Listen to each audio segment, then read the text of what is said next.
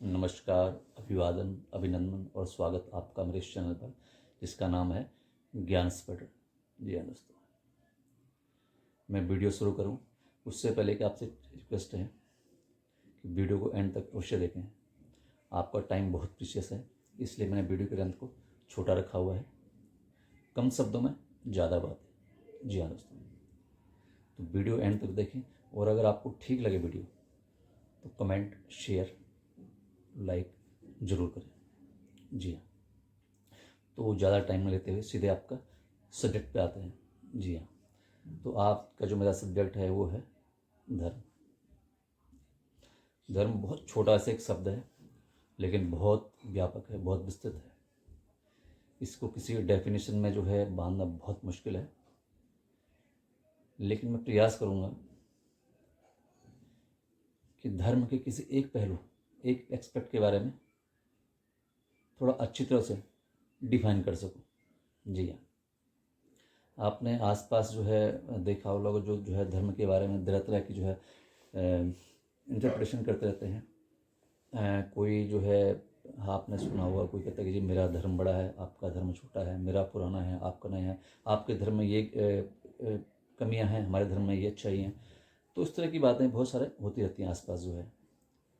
तो कई लोग जो ना धर्म को बहुत जो है एक नैरो आउटलुक से देखते हैं और धर्म को जो है वो जो है यहीं तक ही सीमित रखते हैं।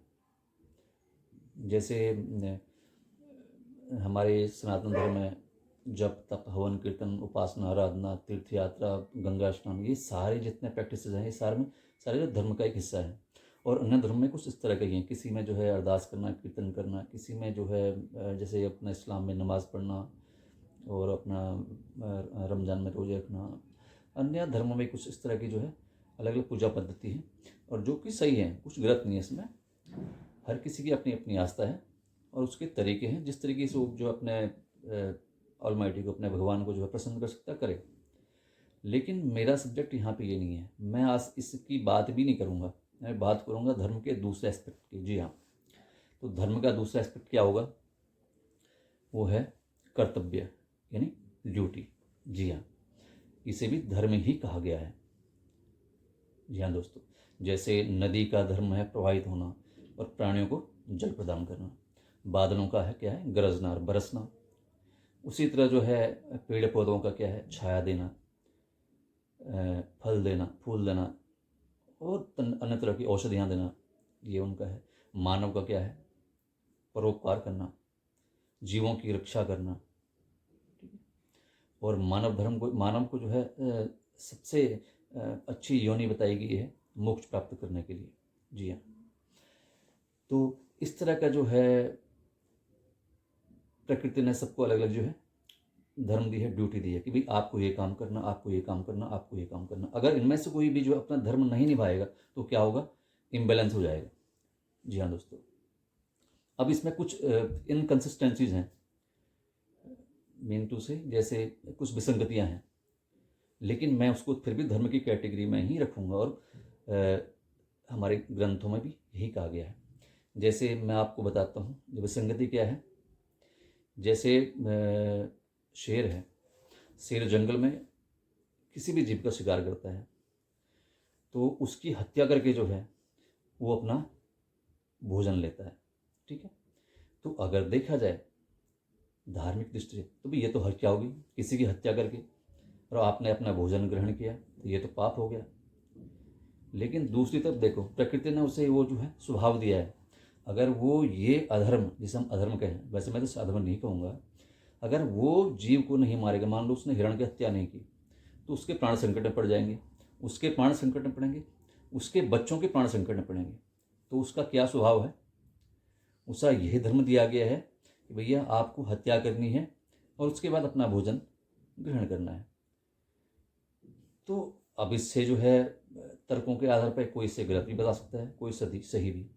लेकिन प्रकृति ने उसे स्वभाव यही दिया। अगर प्रकृति ये स्वभाव नहीं देती तो शायद वो घास खा रहा होता या और अन्य कोई जड़ी बूटी खा रहा होता, लेकिन ऐसा नहीं है। तो वो धर्म की से कैटेगरी में ही रखा गया है। दूसरी तरफ आप देखें, जब कुरुक्षेत्र में अर्जुन जो है सामने अपने स्वजनों को देखकर जो है उनके जो है हाथ शरीर पूरा शिथिल पड़ जाता है और वो अपना जो है गांडी नीचे रख देते हैं। तो भगवान श्री कृष्ण जो उनके सारथी बने हैं वो क्या कहते हैं कि भाई आप ये क्यों करो, आप जो है नपुंसक बनने की कोशिश मत करो, आपका धर्म है, ये जो सामने है आपके स्वजन नहीं है, आपकी जो है धर्म की अधर्म से ये लड़ाई है, तो आप अपना गांडी उठाओ और युद्ध करो। तो वहाँ पे उनका धर्म है युद्ध लड़ना। इसी तरह आपने देखा होगा जब जो है जो हमारे सैनिक होते हैं, ये किसी भी देश के सैनिक होते हैं, वो जब सीमा पे लड़ते हैं तो जो सामने वाली देश की है, सामने वाली जो सीमा होती है दूसरे देश की, उनके साथ युद्ध करते हैं। और युद्ध में जो है कई बार क्या होता है कि एक दूसरे के प्राण ले लेते हैं। तो प्राण जो है जो बलिदान हुआ वो भी जो है स्वर्ग में ही जाता है, उसे मोक्ष प्राप्ति होती है। लेकिन जो मार रहा है, जिसने हत्या की है, उसे भी पाप नहीं लगता है। क्यों नहीं लगता है? कि ये उसका धर्म है, ये उसकी ड्यूटी है। अगर वो ये काम नहीं करेगा जो उसे कार्य सौंपा गया है, तो फिर देश की सीमा की रक्षा कैसे होगी? ठीक है ना? तो ये जो इस तरह की चीज़ें हैं, इससे इन सबको भी जो है धर्म की एक कैटेगरी में ही रखा गया है। तो ये गलत नहीं माना गया है। ठीक है, लेकिन अपना आप निजी स्वार्थ सिद्ध करने के लिए किसी की हत्या करते हैं तो वो पाप है, महापाप है। ठीक है, अच्छा, मैं यहाँ पे जो है ना विसंगति की बात नहीं करूँगा। मैं एक छोटे प्रैक्टिकल से जो ना आपको बताना चाहता हूँ। जैसे परिवार है, समाज की सबसे छोटी इकाई क्या है? फैमिली। जी हाँ दोस्तों, फैमिली में जितने सारे मेंबर्स होते हैं उनकी सबकी अपनी जो क्या होती है, ड्यूटी होती है, कर्तव्य होता है, धर्म होता है। जैसे किसी का जो है बाहर जाकर धन कमाना, वो धन कमा के लाएगा तो घर ठीक से चलेगा। मतलब आप खाना खा पाएंगे, घूमने जा पाएंगे और अन्य कार्य आप जो है वस्त्र खरीद पाएंगे, या जो भी कार्य करें उसके धन की आवश्यकता होती है। तो एक आदमी का कार्य क्या होता है? धन अर्जित करना। आजकल तो जो है आपने देखा होगा कि फैमिली में काफ़ी लोग जो है ज़्यादा जो मेम्बर्स जो है वो अर्निंग करने में लगे हुए हैं और घर के काम के लिए उन्होंने जो है किसी और को जो है रखा हुआ है। लेकिन मैं आम भारतीय घर की बात कर रहा हूँ। उसमें क्या होता है कि जो पुरुष होता है वो आमतौर पे घर के बाहर जाके धन की व्यवस्था करता है। जो गृहिणी होती है उनका कार्य क्या है कि घर के देखभाल करना। जैसे जो गृहिणी है अगर वो घर का कार्य ठीक ढंग से न करे, जैसे घर की जो है मान लो पति पत्नी है, बच्चे हैं, पति का कार्य क्या है? बाहर से लाके धन कमा के घर पे देना। और पत्नी अगर ठीक से काम न करे, मान लो वो सुबह टाइम से नहीं उठे, बच्चों को ठीक ढंग से तैयार न करे, पति को ठीक ढंग पे खाना न दे, तो परिवार क्या हो जाएगा? पूरा अव्यवस्थित हो जाएगा। ठीक है, इम्बैलेंस हो जाएगा। या जो घर में बड़े बुजुर्ग सास ससुर हैं उनको खाना या कुछ और उनकी सेवा ना करे तो घर में क्लेश होगा, इम्बैलेंस होगा। तो अगर परिवार चलाना है तो सारे पहिए साथ चलने चाहिए, सबको अपने अपने जो धर्म निभाना पड़ेगा।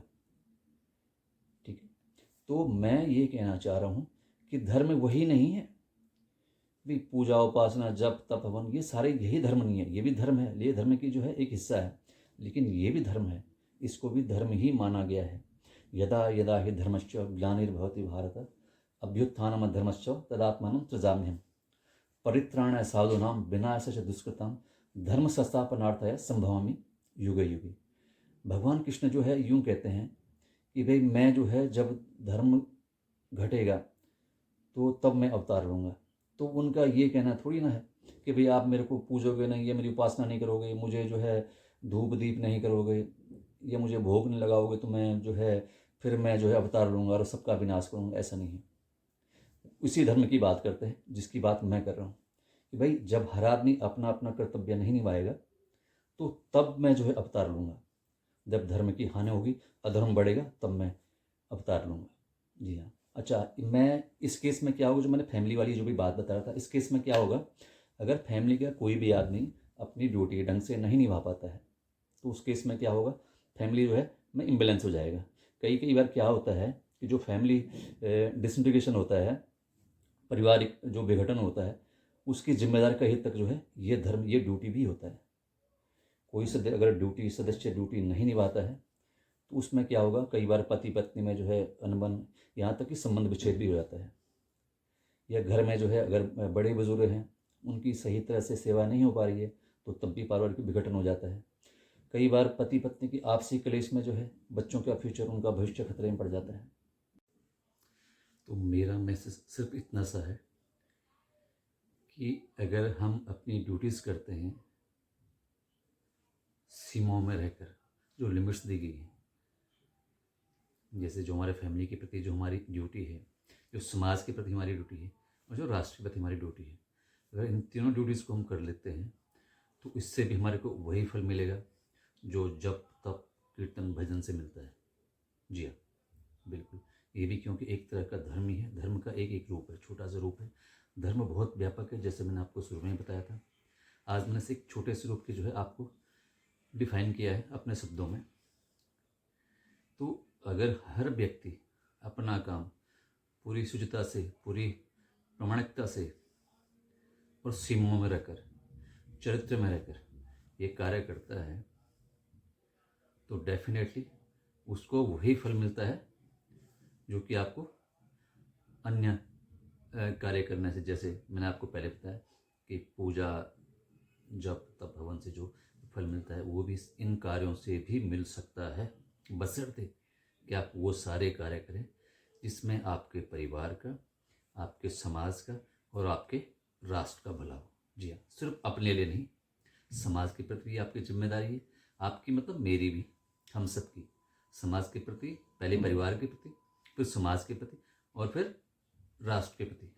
जी हाँ, मैंने राष्ट्र के प्रति लास्ट में इसलिए बोला है क्योंकि जब आप अपने परिवार को सुदृढ़ करोगे तभी आप एक सुदृढ़ समाज बनाओगे।